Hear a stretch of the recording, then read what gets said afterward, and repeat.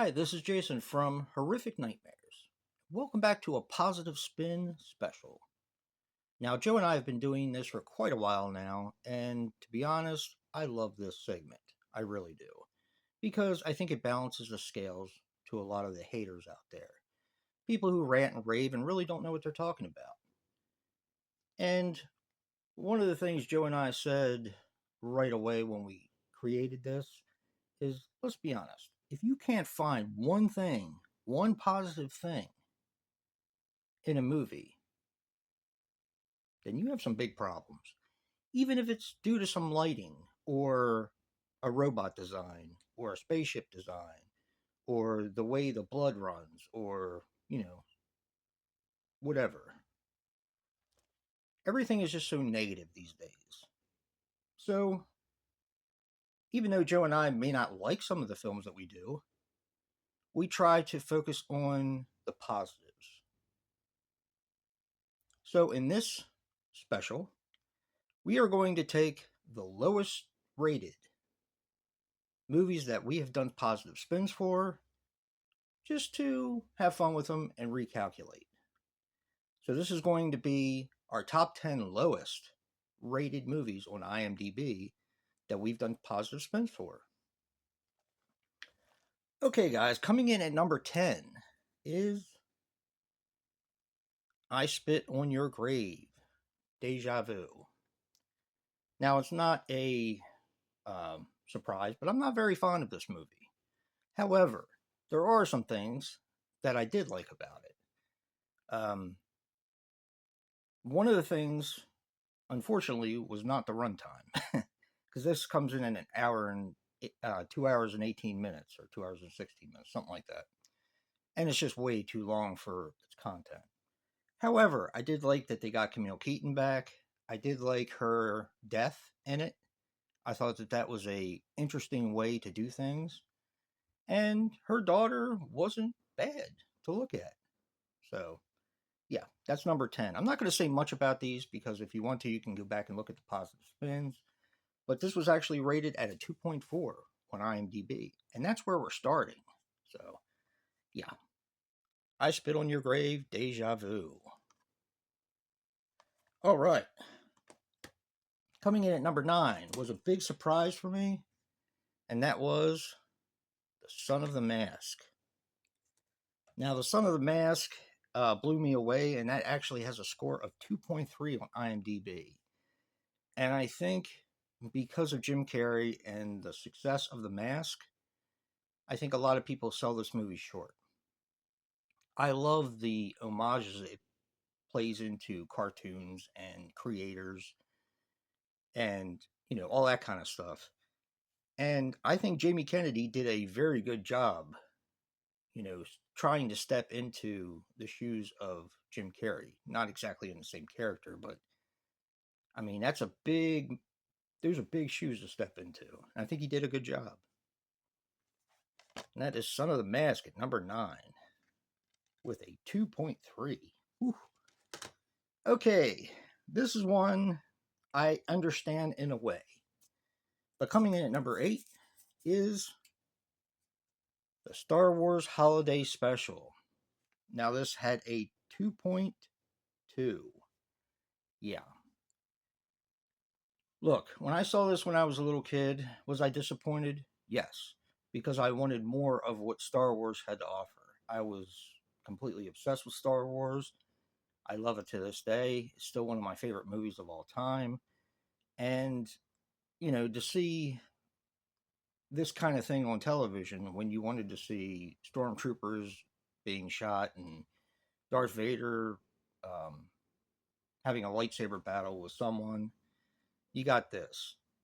But I'm glad I didn't watch it again until I got older because I understand what they put on TV, and there's only so much you can do with who you had coming back. And to be honest, for a TV special, I think they did one hell of a job. And that is the Star Wars Holiday Special with a rating of 2.2. Wow. Okay. Coming in at number 4, or I'm sorry, coming in at number 7 is Hobgoblins. Now, Hobgoblins gets a 2.2 as well on IMDb, and I actually like this movie. I don't understand the hate for this. Is it a little bit lower budget? Yes. But a lot of people praise Full Moon for their low budget stuff. But this is garbage? I just don't get it. I don't understand how it's that much different from Ghoulies or even Ghastly's got a higher score than this. And I've heard nothing but bad things about it. So I don't know. I think this movie is just fun for what it is. I'm surprised it hasn't gotten cult status yet. And I know that it has its followers, but yeah. Okay. Coming in at number 6 is Ghosts Can't Do It. And this one has a 2.2 on IMDb. And I just think this movie was entertaining. Not to mention the fact that you get Bo Derek in the buff several times in this film. To me, that's a definite positive. You even have Donald Trump in a small part in this film, which is so much fun. This movie was a creative idea. Was it a little messy? Sure. Is it not a great film? I can completely go with that too. But I had fun with it. And I thought it was a lot of fun. So, yeah. Ghost Can't Do It. At number 6. Okay, coming up at number 5 is, this one really surprised me, House of the Dead. Now, House of the Dead gets a score of 2.1. Wow. And check out the positive spin to see all my history with this film. When I first saw this, when it came out, my wife and I, of course, played the game a lot, part of the history, but I didn't like it at all. Now I'm kind of wondering why I didn't. There's a lot of good things about this. There's a lot of good blood and carnage. The cast is pretty good. Um, the makeup is done really well. Special effects and everything are really good. So I'm not really sure why it gets a 2.1. I had fun with it. And to be honest, I can't wait to check out House of the Dead 2, which I've never seen. So, yeah. House of the Dead at number 5. Coming up at number 4 is one of my favorites. Now, this is Revenge of the Boogeyman, also known as Boogeyman 2. This has a 2.1 on IMDb, and that completely blows me away. Now, this has a similar problem that Silent Night, Deadly Night Part 2 has, where it shows a lot of the first movie. And I get it. You know, people want something fresh, something new, but where Silent Night, Deadly Night excels is its silliness after you get past the 40 minutes of the first movie. This one also has a similar thing where it has fantastic kills with unique tools, and I don't know, I love this movie. So I think a 2.1 is just ridiculous. But that's just my opinion. I understand it has some of the same, but I don't know. I really like the kills in this. And the overall story, I think, is interesting. How it's kind of meta. Before meta was cool. All right. Coming in at number 3 is The Howling, New Moon Rising. All right. I like this movie. This has a 1.8 on IMDb. I do like this movie. I think it's a lot of fun. I understand why people don't like it. It's kind of different for a Howling film. But for me, it's kind of charming. It has that sort of charm to it. It's kind of hard to explain, but I like this a lot more than some of the other films that get a higher score.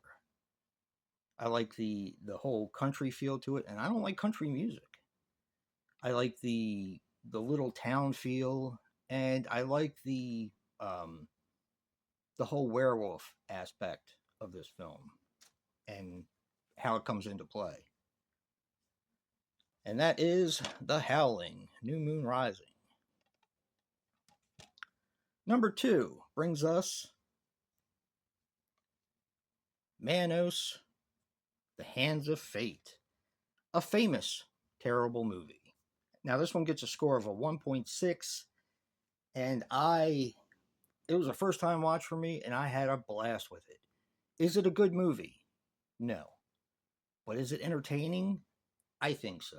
And I know Joe liked it too, and I kind of wonder why it has such a low score when so many movies really aren't that good that are higher. So I kind of am confused about that. But I really enjoyed this one, and this will definitely be I mean, I watch it a lot, but I will watch it again because I did enjoy it. Which brings us to number 1. That is a more recent one with Zombie Nation. Okay, this gets a 1.5. I'm not going to say much about this one because, to be honest, I didn't really care for this movie, but there were certain aspects that I find entertaining. And there's some attractive women in it and some gratuitous nudity.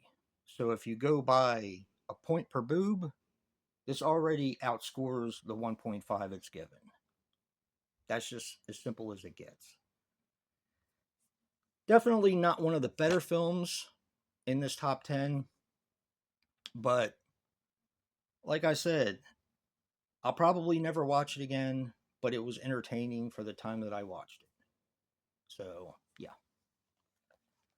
That is Zombie Nation coming in at number 1 with a 1.5. Hope you guys enjoyed this. We wanted to go over some of the worst ranked movies or worst rated movies from IMDb and, just have a little fun with it and just say how much we appreciate you guys coming along for the ride. And I think a lot of people understand why we do this. So, thank you. Don't forget to check out Joe's Top 10, Positive Spin Special, and remember, guys, physical media matters. And until next time, peace.